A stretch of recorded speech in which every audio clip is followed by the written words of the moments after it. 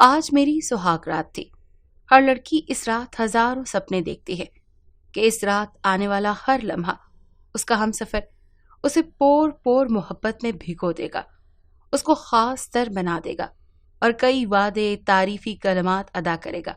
میں بھی کچھ یہی سوچ کر گھونگھٹ نکالے اپنے مجازی خدا کا اس کے بستر پر انتظار کر رہی تھی، لیکن آنے والے پل سے بے خبر کہ میری آج سہاگ رات کی سیج کانٹوں کی سیج بن جائے گی۔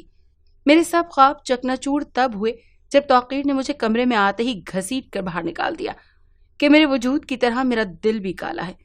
میں ساری رات دروازہ پیٹتی رہی، لیکن میرے شوہر کی آنکھوں میں نہ جانے کون سا جنون سوار تھا۔ میرا نام رمشا ہے، میں اپنے خاندان کی سب سے سلجھی ہوئی لڑکی تھی۔ یوں کہنا زیادہ مناسب تھا کہ میں ہر لحاظ سے قابل تھی۔ میری صورت بھی کسی سے کم نہ تھی، سیاہ بڑی بڑی آنکھیں جن میں اعتماد کی چمک تھی۔ میرا تعلیمی ریکارڈ بھی ہمیشہ ہی اچھا رہا تھا، ہر بار میں فرسٹ ڈویژن آیا کرتی تھی۔ میرے کالج کی لڑکیاں مجھ سے متاثر ہو کر میری تعریفیں کرتی تو میں ہنس کر ان کا شکریہ ادا کر دیتی اور یہ بھی کہتی کہ تم سب بھی صلاحیتیں تم میں موجود ہیں، اگر تم اپنی صلاحیتوں کو نکھارنے کی کوشش کرو تو تم لوگ بھی کامیاب بن سکتی ہو۔ مجھے آن لائن کام کا بہت شوق تھا، میرا شوق دن بدن میرا جنون بنتا گیا۔ میں گھر بیٹھ کر ہزاروں کما رہی تھی۔ میری قابلیت دیکھ کر میری امی تو اکثر کہتی تھی کہ میری بیٹی کو میں کسی خاندان سلجھے اور اچھے لڑکے سے بیاؤں گی جو میری بیٹی سے شانہ بشانہ چل سکے، لیکن قسمت کو کچھ اور ہی منظور تھا۔ اچانک ایک دن میری خالہ ہمارے گھر آئیں اور اپنے نکمے بیٹے کا رشتہ میرے لیے دے گئیں۔ امی میرے اس رشتے پر رضامند تھی، آخر کو ان کی بہن کا اکلوتا بیٹا تھا وہ، لیکن ابا اس رشتے پر راضی نہ تھے۔ اماں کی ضد پر ابا نے ہاں کر دی تھی۔ خاندان والوں نے اس رشتے پر بہت ہنگامہ مچایا تھا کہ مجھ جیسی لائق لڑکی کا رشتہ توقیر جیسے نکمے لڑکے سے طے کرنے کی کیا ضرورت تھی؟ ارے اتنی بھی کیا جلدی تھی؟ بھائی جان، آپ نے رمشا جیسی سمجھدار قابل لڑکی کو توقیر جیسے نکمے لڑکے سے بیانے کا فیصلہ کیوں لے لیا؟ وہ کسی بھی لحاظ سے میری بھتیجی کے قابل نہیں ہے۔ پھپھو کی بات سن کر ابا سوچ میں پڑ چکے تھے، کیونکہ پورے خاندان میں توقیر کے نکمے پن کے چرچے تھے اور سبھی جانتے تھے وہ کتنا آوارہ قسم کا لڑکا ہے۔ پھر میری پھپھو میرے پاس آئی تھی، مجھ سے کہنے لگی کہ تم ہی خود کچھ کر سکتی ہو، تم جا کر انکار کر دو، تمہارے لیے ایک سے ایک لڑکا لائن لگا کر کھڑا ہے، تمہارا یہ انکار تمہاری زندگی بچا سکتا ہے۔ میں اپنی پھپھو کی محبت پر خوش ہو گئی تھی، مگر مجھے توقیر میں کوئی کمی محسوس نہیں ہوئی تھی۔ ہاں، وہ تھوڑا سا ناکارہ ضرور تھا، مگر شکل و صورت اور دوسرے ہر پہلو سے بہت بہتر تھا۔ میں ہمیشہ اس میں غیر ضروری دلچسپی رکھتی تھی، یا یوں کہیں کہ میں ہمیشہ سے اس سے محبت کرتی تھی۔ پھر اب جب وہ مجھے اتنی آسانی سے مل رہا تھا تو میں کیسے انکار کر سکتی تھی؟ میں نے اپنی پھپھو کی دی ہوئی صلاح کو رد کر کے اپنی اماں کے فیصلے کو دل سے قبول کر لیا تھا۔ میں نے توقیر سے شادی کرنے کو ترجیح دی تھی۔ میرے ابا نے میری شادی پر خوب پیسے خرچ کیے تھے، مجھے دہیج میں بھرپور دیا تھا۔ پھر میں نکاح کر کے اپنی خالہ کے ہاں آ گئی۔ میں دلہن بنی سر جھکائے بیٹھی تھی۔ میری خالہ میری نظریں اتارتے اور بلائیں لیتی نہیں تھکتی تھی۔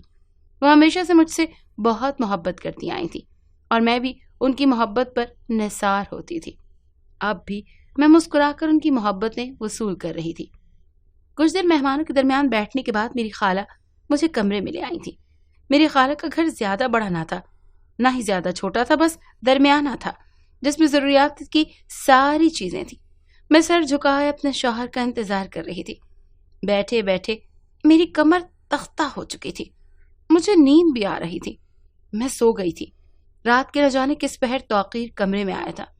میں دنیا و مافیا سے بے خبر اپنی نیند کے مزے لے رہی تھی، تبھی ٹھنڈے پانی سے بھرا جگ اس نے میرے چہرے پر انڈیل دیا۔ میں جو خود کو بہت تھکا ہوا محسوس کر رہی تھی، اپنی جگہ سے ہڑبڑا کر اٹھی، پھر توقیر کو غصے سے دیکھنے لگی۔ کیا بدتمیزی ہے یہ؟ بدتمیزی؟ بدتمیزی ابھی تم نے دیکھی نہیں ہے، اب دفع ہو جاؤ میرے کمرے سے۔ میری آنکھیں پھٹی کی پھٹی رہ گئی، لیکن بات اب عزت نفس کی تھی، جواب دینا تو بنتا تھا۔ کیا کہا تم نے؟ ایک بار پھر سے کہنا۔ تمہارا کمرہ؟ اب سے یہ میرا کمرہ ہے، اور اگر تمہیں کوئی تکلیف ہے تو مجھ سے خود باہر چلے جاؤ یہاں سے۔ توقیر نے شدید غصے کے عالم میں مجھے دیکھا اور دیکھتے ہی دیکھتے مجھے کمرے سے باہر پھینک دیا۔ اس نے میرے منہ پر دروازہ بند کیا تھا۔ میری عزت نفس کو گوارا نہ تھا کہ دروازہ دوبارہ بجاتی۔ میں اپنے آنسو پوंچھتی اس کے رویے کے بارے میں رات بھر سوچتی رہی۔ دوسرے دن ہمارے ولیمے کی تقریب تھی۔ توقیر میرے پہلو میں بیٹھا ہوا تھا اور وہیں پر موجود کچھ خواتین باتیں کرنے میں مصروف تھیں۔ دیکھو کیا زمانہ آ گیا ہے، نکمے لڑکے کو اتنی لائق فائق بیوی مل گئی ہے۔ اور ایک ہمارے بچے ہیں جو پڑھ لکھ لینے کے باوجود ایک کماؤ پوت لڑکی نہیں ڈھونڈ پا رہے۔ میں ان عورتوں کی باتیں سن کر اپنی جگہ زمین میں گڑ سی گئی تھی، جبکہ توقیر غصے سے لال پیلا ہو رہا تھا۔ اس رات بھی اس کا رویہ یوں ہی سرد تھا۔ اس نے ایک نگاہ بھی میری طرف ڈالنا گوارا نہیں کیا تھا۔ میں توقیر کی بے اعتنائی پر دن رات کوڑتی رہتی تھی۔ جب میں تیار ہو کر اس کے سامنے جاتی تو وہ مجھے ایک لفظ محبت کا نہ کہتا، بلکہ الٹا مجھے ذلیل کر کے رکھ دیتا۔ تھوڑا میک اپ اپنے اس کالے دل پر بھی کر لو، کیا پتہ صاف ہو جائے۔ توقیر نے طنزیہ انداز میں کہا۔ تو تھوڑا میک اپ آپ بھی اپنی زبان پر کر لو، کیا پتہ صاف ہو جائے۔ میں نے بھی دو ٹوک انداز میں جواب دے دیا۔ شوہر کے منہ سے تعریفی لفظ سننے کے بجائے میں یہ سب سن کر کافی دل برداشتہ ہو چکی تھی۔ مجھے سر جھاڑ منہ پھاڑ حلیے میں دیکھ کر میری خالہ مجھے ٹوکنے لگی، مگر میں انہیں کیا بتاتی کہ یہ سب آپ کے بیٹے کو پسند نہیں ہے، یا پھر میری ذات ہی اسے پسند نہیں ہے۔ میں اپنی زندگی سے بیزار سی ہو گئی تھی۔ تبھی میں نے اپنی فراغت کے لمحوں میں اپنے شوق کو پورا کیا۔ میں نے اپنا آن لائن کام شروع کر دیا۔ مجھے کی شادی کے بعد بھی اچھے خاصے آرڈر ملنے لگے۔ پھر میں نے اپنا برانڈ بنانے کا فیصلہ کیا۔ برانڈ بنانا میرا خواب تھا اور میں چاہتی تھی کہ میرے اس خواب میں توقیر بھی میرا ساتھ دے، مگر وہ تو مجھ سے سیدھے طریقے سے بات تک نہیں کرتا تھا۔ وہ کیا خاک میرا ساتھ دیتا؟ پھر میں نے خود ہی اپنے دم پر اپنا کام شروع کیا۔ میرا برانڈ بس مارکیٹ میں آنے ہی والا تھا کہ توقیر نے سارا گھر سر پر اٹھا لیا۔ وہ میرے کام کرنے کے حق میں نہیں تھا۔ میری خالہ نے جب توقیر کو شور مچاتے ہوئے دیکھا تو اسے خوب ڈانٹنے لگی۔ تم خود تو کچھ کماتے نہیں ہو، اور جب وہ کچھ کما رہی ہے تو تمہیں کیا تکلیف ہے؟ خاموش رہو اور وہ جو کرنا چاہ رہی ہے اسے کرنے دو۔ وہ اپنی ماں کا لحاظ کر کے خاموش رہ گیا، لیکن وہ مجھے خوب تانے دیتا تھا۔ میرا برانڈ اچھی طرح چل پڑا تھا۔ میں ہفتے کے ہزاروں کما لیتی تھی۔ پھر اپنے کمائے ہوئے پیسوں سے اپنے گھر کو سجانے کے لیے خوبصورت سامان خریدتی۔ توقیر کے لیے بھی تحفے خریدتی، لیکن وہ انہیں ہاتھ بھی نہیں لگاتا۔ واہ توقیر، تیری تو لاٹری نکل آئی ہے۔ ارے تیری بیوی تو تجھ پر اور تیرے گھر پر کتنا خرچہ کرتی ہے، اور ایک ہماری بیویاں ہیں جنہیں ہر وقت لڑائی جھگڑوں سے فرصت ہی نہیں ملتی۔ توقیر اپنے دوستوں کی بات سن کر غصے سے سرخ ہو جاتا۔ لوگ ہر وقت اسے اپنی بیوی کی کمائی پر پلنے کے تانے دیتے رہتے تھے، جس سے شاید اس کی غیرت پر چوٹ پڑتی تھی اور وہ بری طرح جھنجھلا جاتا تھا۔ وہ ہر وقت مجھے کام کرنے سے روکنے کے بہانے تلاش کیا کرتا تھا۔ وہ میری خالہ کے سامنے تو کچھ نہیں کہتا تھا، مگر پیٹھ پیچھے مجھ سے بہت کچھ کہہ دیتا۔ یہ سب فضول کے کام ہے، دیکھنا ایک دن تم خود اپنے فیصلے پر پچھتاؤ گی۔ مگر میں بھی ڈھیٹ تھی، اس کی بات سن کر خاموش رہتی۔ جانتی تھی مجھے روکنا اس کی عادت بن چکی ہے، اسی لیے میں بھی اس کی باتوں پر دھیان نہیں دیا کرتی تھی۔ ایک دن میں اپنے گھر کی چھت پر کپڑے ڈال رہی تھی کہ مجھے جلدی جلدی کام نمٹانے تھے۔ میں چھت پر دھلے ہوئے کپڑے پھیلا کر جلدی سے سیڑھیاں اترنے لگی۔ تبھی میرا پیر پھسلا اور میں بری طرح گرتی ہوئی نیچے آئی تھی۔ پھر میرے پیر بری طرح چوٹ لگ گئی، جسم زخمی ہو چکا تھا۔ میرے چیخنے پر توقیر بھاگتا ہوا آیا۔ کیا ہوا تمہیں؟ کیسے گری تم؟ ایک کام تو تم سے ڈھنگ سے ہوتا نہیں، اٹھو اب، اس نے فکر مندی سے کہا۔ بیٹھو یہاں، میں فرسٹ ایڈ لاتا ہوں۔ مجھے بہت حیرت ہوئی، کیا یہ وہی توقیر تھا جو ہر بات پر مجھے تانے مارتا تھا؟ انسان جتنا بھی برا بننے کی کوشش کر لے، لیکن اس کی اچھائی ایک دن سامنے آ ہی جاتی ہے۔ دکھاؤ مجھے کہاں لگی ہے۔ اس نے زخموں میں مرہم لگا دیا تھا۔ کیا ہوا؟ درد ہو رہا ہے؟ نہیں، مزہ آ رہا ہے۔ توقیر نے بغور اس کا چہرہ دیکھا۔ کچھ کہنا فضول تھا، وہ تکلیف میں تھی۔ میں بری طرح رو رہی تھی۔ مجھے روتا دیکھ کر میری خالہ آہیں بھرنے لگیں۔ توقیر مرہم لگا چکا تھا اور ایک سائڈ پر ہو گیا تھا۔ خالہ نے ایک نظر اس کو دیکھا اور گالیوں کی برسات کر دی۔ یہ سب تو نے کیا ہے نا توقیر؟ تجھے شرم نہ آئی یہ سب کرتے ہوئے؟ توقیر جو ایک طرف کھڑا اسے روتے ہوئے دیکھ رہا تھا، یکدم بوکھلا کر پیچھے ہوا۔ اماں نہیں، میں نے نہیں کیا۔ خالہ نے اسے بولنے کا موقع تک نہ دیا۔ نہیں خالہ، توقیر نے کچھ نہیں کیا، میرا ہی پاؤں پھسلا تھا۔ چپ کر تو، بڑی آئی اس کی چمچی۔ توقیر رکا نہیں، غصے میں باہر چلا گیا۔ جو مجھے جھکانا چاہتا تھا، ہرانا چاہتا تھا، وہ آج میری تکلیف بھی نہ دیکھ سکا۔ کیا احساس تھا جو بیدار ہوا تھا؟ وہ چاہتا تھا کہ میں عام بیویوں کی طرح اپنی ایک ایک چیز کے لیے उसके आगे हाथ फैलाऊं और वो मेरी मिन्नत समाजत करने के बाद एहसान जितलाते हुए चंद नोट मेरी हथेली पर रखते। मैं उसकी हर चीज का ध्यान रखती थी, उसके कपड़े, उसके खाने पीने सब बहुत अच्छे से करती, और उसको इस बात का एहसास हो चुका था कि कहीं न कहीं उसके दिल में भी नर्म गोशा पैदा हो चुका है। मैं शायद इसलिए करती थी क्योंकि मुझे अपने शौहर से बेहद मोहब्बत थी। उसका उखड़ा हुआ सा अंदाज, खुरदरा सा लहजा मुझे अच्छा लगता था, और मैं जानती थी कि उसकी नफरत असल में नफरत नहीं है, वो बस एहसास कमतरी का शिकार है।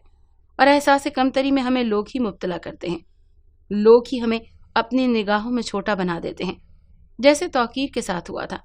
मेरे महीने के हजारों रुपए घर में आते देखकर लोग हमेशा यही समझते थे कि तौकीर कुछ नहीं करता या कुछ कमाता ही नहीं है, जबकि मैं जानती थी कि वो सुबह से शाम तक घर से बाहर होता है और उससे जितनी मेहनत होती थी वो मेहनत करता था।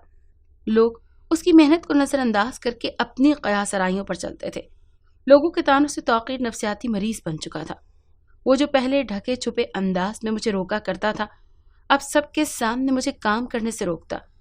हमेशा ऐसी ऐसी हरकतें करता कि मैं उससे आजिज आ जाती। कभी कभी तो मैं गुस्से में आकर तौकीर की शिकायत खाला से भी कर देती, वो उसे लताड़ती रह जाती। मैंने अपना काम जारी रखा। तौकीर के हजार रूठने और अटकने के बावजूद मैंने मेरा बिजनेस दिन दुगनी रात चुगनी तरक्की करता गया और मैंने अपनी मेहनत जारी रखी। मैं दिन रात एक करके अपने काम के लिए जुनूनी होती जा रही थी। बस मुझे अपने घर के कामों के बाद यही फिक्र होती थी कि कैसे अपने बिजनेस को मजीद आगे बढ़ाऊं। जब मैं तौकीर को समझाकर थक गई तो मैंने तौकीर को इग्नोर करना शुरू कर दिया। मैं जानती थी कि उसे मेरी ये हरकत जरूर चुभेगी। तौकीर पहले मुझसे जिस तरह से लापरवाह था, मैं भी उससे ऐसे ही लापरवाह हो गई थी। मेरी लापरवाही तौकीर को जलते हुए ईंधन पर सुलगा रही थी। उस रात मैं भी अपना काम करके थकी हारी अपने कमरे में आई थी। मेरा जिस्म बुरी तरह दर्द कर रहा था, मारे नींद के मेरी आंखें सुर्ख हो रही थी। तभी बेड पर लेटते हुए तौकीर ने मेरी सुर्ख आंखों की तरफ देखा था। आ गई याद? तौकीर ने तंज़ी अंदाज में कहा। मैंने उसकी बात का कोई जवाब ना दिया। उसको शदीद बुरा लगा। जवाब क्यों नहीं दे रही हो मेरी बात का? जरूरी नहीं समझती मैं। उनको मजीद शदीद झटका लगा। समझती क्या हो तुम अपने आप को? तुम्हें क्या लगता है तुम मुझे ऐसे इग्नोर करोगी और मैं तुम्हारे पीछे पीछे फिरूंगा कि प्लीज मुझसे बात कर लो? तौकीर ने गुस्से से उसका हाथ पकड़ते हुए कहा, मेरा हाथ छोड़ो, दर्द हो रहा है मुझे। मैंने रोते हुए उससे कहा, कब से देख रहा हूं तुम्हें, सीधे मुंह बात ही नहीं करने का नाम ले रही हो तुम मुझसे। तुमने कितनी बार मुझसे सीधे मुंह बात की है तौकीर, जो मैं तुमसे सीधे मुंह बात करूं? वाह, तुम तो मुकाबला करने पर उतर आई हो मुझसे। तुम चाहते क्या हो मुझसे? अगर तुम मुझे इतना ही नापसंद करते थे, नहीं रहना चाहते मेरे साथ, तो आजाद क्यों नहीं करते थे मुझे इस रिश्ते से? उसने रोते हुए कहा। तौकीर को झटका लगा था। मैंने कब कहा तुमसे कि मैं तुम्हें नापसंद करता हूं? तुम्हें कहने की क्या जरूरत है? क्या मुझे नजर नहीं आता कुछ भी? मैं पागल ही थी जो तुमसे शादी कर ली। मैंने तो हमेशा तुमसे मोहब्बत की है, लेकिन तुमने क्या किया मेरे साथ? मजीद रोते हुए सब कुछ बोल रही थी और तौकीर खामोशी से सुन रहा था। मुझे देखकर न जाने उसे क्या हुआ था। उसने मेरा सर्द पड़ता हुआ हाथ अपने हाथ में थामा। आई एम सॉरी, प्लीज रो मत। क्या हम सब कुछ भुलाकर एक नई जिंदगी शुरू कर सकते हैं? उसने कहा। उसने रोते हुए कहा, तौकीर प्लीज मुझे मजीद मत आजमाना, मैं थक गई हूं तुम्हें खुश करते करते। वो घुटनों के बल बैठी मुंह पर हाथ रखे रो रही थी। वो जमीन पर बैठ गया। क्या तुम वाकई मुझ जैसे निखट्टू से मोहब्बत करती हो? हाँ, मैं तुम जैसे निखट्टू से मोहब्बत करती हूँ, बहुत मोहब्बत करती हूँ और हमेशा करती रहूंगी। मैं जान गई थी कि वो रात मेरी जिंदगी की सबसे खूबसूरत रात में से एक रात थी, जिसमें उस शख्स ने मुझे मुकम्मल कर दिया था। सारे गिले शिकवे खत्म हो गए थे, सारी आजमाइशें तमाम हुई थी, तमाम गलतियां माफ कर दी गई थी।